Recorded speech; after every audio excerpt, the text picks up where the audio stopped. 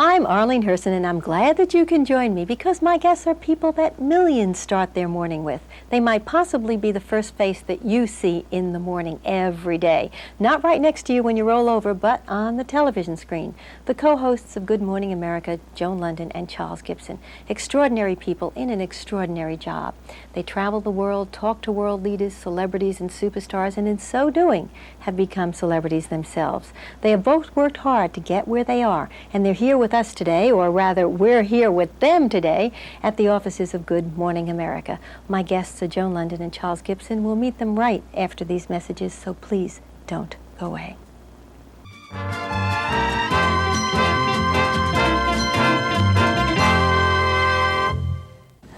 I'm Arlene Herson, and we're back with my very special guests right here in the offices of Good Morning America. We're speaking to Joan Lunden and Charles Gibson, and I thank you both very much for not only being on the show, but for having us right here in your office. Will you get her bill? It is phenomenal. Oh, okay. For in-office interviews, she charges a lot. Sometimes she does in-home interviews. Those are through the roof. In the studios are moderate. But if you're willing to pay all this money, the ones okay in the studio are real cheap. Yeah, actually. Those are real cheap. Yeah. Okay, well, you know, whatever it is, it's worth it because you two work so well together. I mean, it just seems to be natural. Was it that way from the beginning, or was there a period of adjustment? Well, I asked her out. It was that way before he came to the show, because Charlie was working in Washington as the correspondent on Capitol Hill, and every now and then he would fill in for Steve Bell on World News This Morning, back when Steve was doing World News This Morning. And there were those of us in New York who thought he would be really great to come up and fill in for David when David left. And it took some doing to get you up there. But we did, and there were those of us who really campaigned for him, and I thought he was just terrific on the air because he had the experience and credibility and the talent, but at the same time he had this wonderful little boyishness. This is all the benign way. Oh, no, those are the qualities. And were it not for Joan, who was nice enough to ask the producers to bring me up to sit in for David once, I would not be here. But she puts it the nice way. The true story is that she said, I'd like to get Gibson up there because I can walk all over him. Yeah. Okay, now wait a minute. You've opened up some things that actually I was going to bring up later in the show, but since you've brought it up... What, the way she walks all over me? Well, no, because there's a difference in the show from the way it was when it started. I mean, Joan came in, and David Hartman was the host at that time. When he left, you know, how much input, I mean, did you have a lot of input into Charlie being the permanent host, not just filling in? But they asked me for my opinion. There were a few people that were involved that were, you know, kind of in the running, and yeah, they asked me right from the outset for ideas of who I thought would be a right choice, which was very unusual. And you mentioned Michael Douglas first. From the way, yes, I wanted Michael Douglas. Charlie was second, and but you know, to tell you really honestly, the show was set up, I guess 13, 14 years ago, as a program that had one host. That is the way it was set up. They brought David in from California. He had been a primetime star, and it was not set up to be a host and a co-host situation. There was always a female on the show, just as kind of a addendum, if you will. And then times change. Times change, and they felt that the time had come where people who viewed our program wanted a couple, an equal billing, a fairness between the man and the woman, because our society had changed in that 15 years. So that's why when we went to put the show together as a brand new program, it was very much a desire of this program to have that kind of a friendly, nice relationship where people could tell that the two liked each other, worked well together, and did it as a team. This is a subject that comes up a lot, and it was, from its inception, David's program. And to her credit, I mean, Joan really fashioned out a role for herself. And when David decided to move on, it was natural that whatever new relationship would be equal co-host, however you want to call it. So it's not that there was any kind of, nobody got booted around or kicked upstairs or downstairs or anyway. It was just because Joan had fashioned out more of a role in the program, they wanted to feature that when it came time to change the show. Okay, that evolved, and it wasn't easy, but how did you feel taking the place of such a strong person, with you coming in, going into the hot seat. Well, I had no replacing history. I mean, David it was Hart. all new to me, and Lord, I'm the kid from down the block who comes up and gets a shot. That was fine. And as a matter of fact, early on, I've told the story before. Joan came up during the period of time that I was trying out, and she said, "Look, if you get it, as far as I'm concerned, there's not going to be any jealousies, not going to be any fighting for turf or whatever. We'll both have plenty of time, and I suspect that's the same with you." And I said, "Absolutely." And it really has not been, I don't think there's been a No, it's moment's been a problem really ever nice. since. She walks over me and I take it. Okay, you keep it's just, but you have come so far on the show. I remember when you started and you came in with your consumer reports. I have to tell you, everything stopped in my house because you only came on periodically, you only had a small period of time, and you really made that time shine. You did such a good job. So when you came in, it's true. But You so really when- wrote that nicely, I think. Yeah. You know what I Yeah. thought of, though, as she says this? You just almost said to me something that when I first came on this program, 5 years before Charlie came, or was it 8? Something like that, I don't know. A lifetime. A lifetime. A couple kids ago. Yeah. And Barbara Walters came into the studio a few days after I'd been there, and she said, "Come here." She took me back behind the set, and she said, "I just want to say one thing. From my experience in this business, my advice to you, because I'd like to see it work for you, is that you don't fight with them tooth and nail and insist that you get half, because you're not going to. And if you think you can, just look where the women are that came before you. They aren't here. Take what they'll give you and take each one of those little bits and make them shine. And if you make them shine, you will rise to the top, you'll be noticed, and eventually if they see all those little pieces sparkle, they'll start getting more confidence in you and they'll start giving you more and more." And that's really kind of the attitude that I took, so that rather than be unhappy or frustrated with the little bit I was getting, I tried to put my efforts into making those important so that I would feel important. Let's face it, you'll have to have some self-confidence and a feeling of accomplishment, and that's how I approached it. That's interesting, and obviously it worked out well. Actually, Barbara Walters was a friend of mine before she was on the Today Show. I've known Barbara for a long Oh, yeah? time. I'm going to call her up for some advice. Actually, she's given me some good advice also. But but it also you did that and you made that shine, and obviously it's. But then when you did come on as co-host, before you were co-host, when finally you were the woman on Good Morning America, first time around it didn't happen. First time around you thought you were going to get it. The job went to Sandy Hill. That's I mean, right. obviously, she didn't last long. You came in and you've been here for a long time and doing it successfully. But the word was out then, when Sandy Hill was there, that David Hartman, she did not get along with David Hartman, that David Hartman did not like women, and that he was very difficult to work with. Was that true? Well, David and Sandy's relationship was difficult from the outset, I believe, because Sandy gave an interview before she came to this program and said that she thought it was going to be good that she come to the program since she had a news background.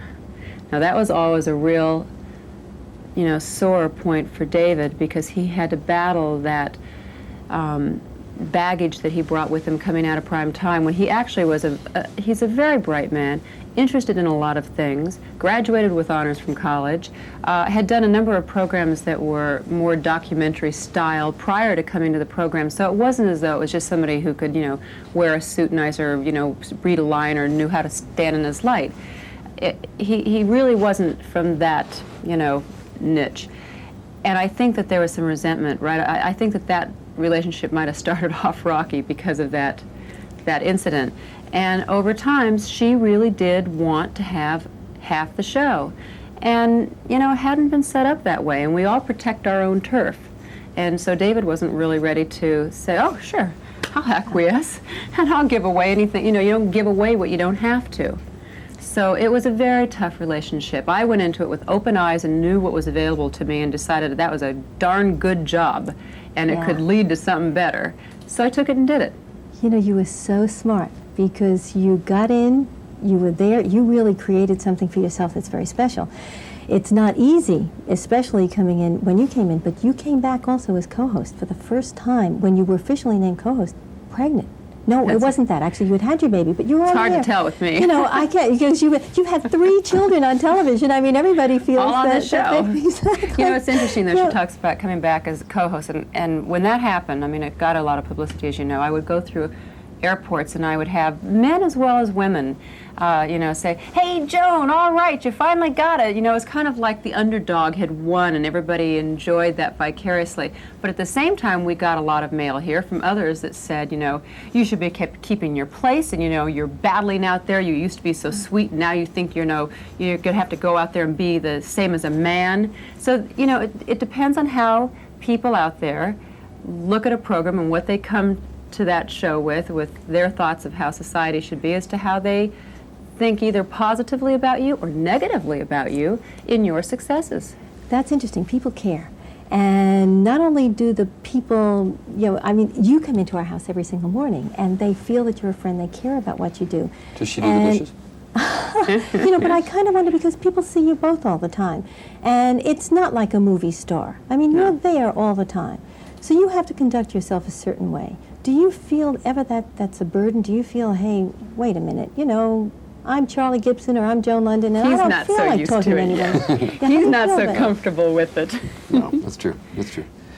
I don't know. That's the toughest thing that you've had to do since coming to our program. Yes, when you come in I had been over 10 years working for the ABC News Department, and when you come in as a reporter, basically, when you're in that situation, you are a conduit for information. I mean, you basically are conveying what you covered, what you saw, what you did, what you observed. And in this broadcast, there is obviously a lot of that involved. But because of the roles we play, people react to us more personally than they do to the information that we are conveying. That has been the single biggest adjustment for me. It's been the single hardest thing for me to get used to. Oh. And I'm still not comfortable with it. And But even she does more it great, so I so, don't. even more so the time of day. It's a very personal time of day. It's not like you have people that are just kind of, you know, that at 7 to 9 in the morning, your guard's not up yet. You're not dressed. You're not 100% there. So it's a personal, intimate time of day, and I think that even makes a closer Beds are unmade, relationship. dishes aren't done. Yeah. With us. The kids are, you know, you haven't shaven yet, and it's. And we're in their house like you wouldn't that. invite your best friend into the house at that time, but we asked Well, you to we're let us there. in. Yeah, as a matter of fact, I want to talk more about that, but we have to take a break right now. No, you don't. Okay. Yes, we do. You have a sponsor? You know about that. Do you have Absolutely. sponsors? Boy, they get in the way. They are obtrusive. My Lord. Oh, my goodness. She really You wants know, to keep he going. So really those people gets who a want lot to of sell soap and that kind of stuff, knock it off for today. We have a lot more to say, and you can swallow your time Oh, for my one God. day. You know, sometimes I see him do this to you. I see him do that. So now you know and, what it's and I like. see the way you look sometimes as if, So you're come gonna knock on, off the Charlie, commercial? we're taking a commercial. No, don't dodge the point. Are you going to knock out the commercials here, or are you going to go do it? Oh, we're going to take a break. Ah, she gave in. We're speaking with Joan Lunden and Charlie Gibson right here at the offices of Good Morning America. We'll be right back after these Copped messages. out, Arlene.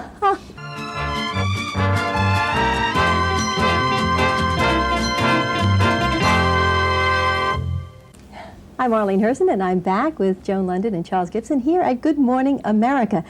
And Joan, I almost feel like you, with Charlie Gibson right next to me, making all these cues and remarks. I mean, do you find it hard to concentrate No, sometimes? I've learned to work around it.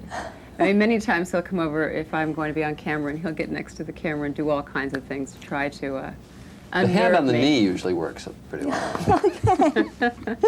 You know, a wonderful sense of humor, I have to say. But Joan, you know, kind of, you don't get to tell jokes on the show. You're normally, I mean, we can see your Oh, yes, nice she does. personality, but Yes, she does. behind- I just do that between the commercial breaks. Yes, Yes, she between. does. But however, short time ago, was that Joan Lunden, stand-up comic, at Catch a Rising Star? Did you Yeah. try your bit at Do you have stand-up an alter comedy? ego? Something you've always wanted to do? Yeah, but she said no. Well, that was one of my alter egos. You know, one of those things that you'd always like to do, but how often do you get an opportunity to go take a stab at, you know, something? And my husband is the one who was kind of the culprit in it, and he put it together and booked me in there. And I decided if I'm going to do it, I might as well do it all the way. I might as well really do it right instead of just telling a bunch of jokes that you've heard over the years. And did all original material. It was the She absolute was good. You went. scariest, Really good. scariest thing I have ever done in my life, because you're walking up there and you want to make, I mean, you're not just telling people things that happened, you know, in the news. I mean, you're walking up there with material that you hope you're going to make them all laugh hysterically. Otherwise, you're going to die right there in front of all these people. It was so scary, and timing is a very important factor. And I worked with a young woman who had coached Sally Field for Punchline, and she took me in early in the evening, and she said, now, when you tell a joke, I know that on the air, you have to fill time, so you keep going, but you can't do that here. You have to tell your joke, and then you have to give it a beat, because sometimes things are maybe a little visual. They have to give them a moment to think about it, and you have to sit there and you have to let them absorb it, and you'll hear an initial little titter, and then about 20 seconds later, the laugh will come, and then you have to let it finish, but don't let them come all the way down. Keep them there. And that's probably that was what was the scariest to me. Was I going to be able to pull that off? That presupposes there's a laugh at all to begin with, which is really risky. But it worked out okay, and I left there flying so high, having accomplished something that I had to really, move through that wall of complete, total terror and fear to do. Okay, Joan Lunden, the comedian. Joan Lunden, all these different talents that you have and that you share with your husband. It's interesting because we mentioned your husband, Michael Krause. You do a lot of things together. We know your husband. I mean, lots of people know that you're involved in other shows as well, other than this, your children. But we don't know that much about Charlie's family. Your wife's and you know name, what his wife's name is? Arlene. Arlene. Well, one of them. I'm polygamous. No. There you go. I actually have Okay. 3 wives. Oh. And we have a place out in Utah, and we. You want in If Utah? she's watching, will she be angry? Or she used to be? Nah, Well, she's got to be used to it. Are you kidding? All these years with him? Arlene will be, but the other 2 might be upset. Yes. Okay, you have 2 daughters. You live in a house By that wife. with all women. Okay, now come on. You really okay, do have a all right. wife named Arlene, and she is a headmistress at a private school, I understand, She is the in New headmistress Jersey. of a school. Yeah. Which means he And has his 2 wife and his mistress both under the same roof. It's not an original line, but And yes, and 2 daughters who and go 2 to that daughters. school. And you had said that you love working. No, you love women, actually, and your co-host is a woman. I mean, is that still kind of... he's surrounded by them. I read... You'd be in a lot of trouble in this world if you didn't. Absolutely. I think they're fascinating. And it is an all-girls school. And so it is me and 500 women. And, Tough job, but someone's and got to do it, That's right? right, yeah. And they are good kids. They are terrific kids. And it really is a marvelous environment in which to live. Yeah, you've moved your family to New Jersey from Washington. You were doing very well in Washington. And you were on Nightline regularly. You were a White got House indoor plumbing in the correspondent. You house. were, okay, how's That's it? tough, though, to how's have a it- family. You know, that it's was tough. not easy for you to It was tough because do the that. oldest girl had just switched schools, so she only had 1 year in her school when we left, and she was moving between 9th and 10th grade, which is a tough time for an adjustment. It is also difficult, very difficult, to go to a school in which your mother is the head of the school. I mean, you can't, everybody, unfortunately, sneaks a peek at an exam somewhere, I mean, every kid goes through that period of time, or every kid, goes out and has a beer illicitly at a party, or drives too fast, or does, I mean, the kids are under a microscope all of a sudden because their mother's the head of the school, and they can't be bad. That's tough for them. Will she be considered equally when it comes to trying out for a part in the play? Those are all hurdles that we've had to go over, and the kids have handled it extraordinarily well. We have to take a break, but for Another? you, has this, one more break, has this been a good move for you personally? Oh, my Lord. I mean, how often does somebody offer you 2 hours of network television working with somebody like this? Even when she walks over you, sure, it's fun. Actually, just very quick, you get up so early in the morning. You start your day so early. Now, you start at 4 a.m. because you come in from Westchester, but I heard that you start at 3:21 a.m. Does it Well, take Joan gets up at, you get up at what? About 3:45. 3:45. I'm up because I have a little further to come. I'm up at 3:21. And you're so perky in the morning. Well, you can do a lot. Every with now and then that. he sleeps until 3:23, though, and he's, late the whole day. Okay, You do a lot when somebody's sitting next to you. Take we have to take another one of those breaks, and we'll be right back. more soap to sell here. We're speaking with Joan Lunden and Charles Gibson. We'll be right back. Please don't go away.